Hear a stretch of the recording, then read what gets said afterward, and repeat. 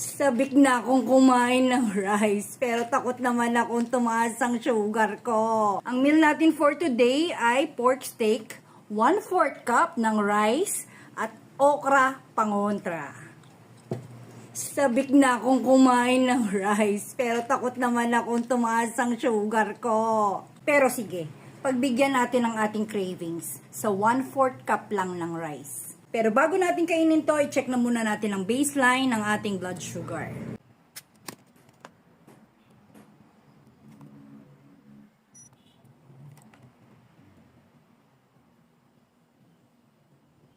Baseline ng ating blood sugar is 63. Tamang-tama, kakain tayo ng rice ngayon.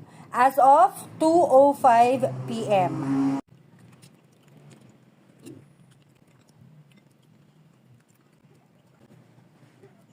Water lang tayo for the drinks. Babalik tayo after 1 hour para makita yung spike ng 1/4 cup ng rice sa ating blood sugar.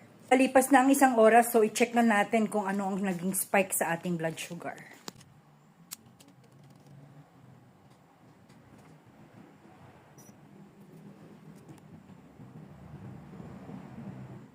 $134 as of 3:08 ng hapon.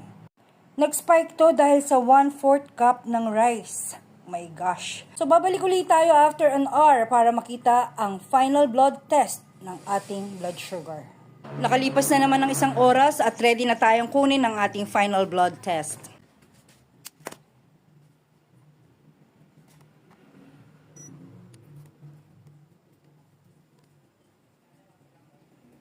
Ating blood sugar sa final blood test ay 134 around 4:13 p.m. Ang tagal bumaba ng spike ng rice sa ating blood sugar.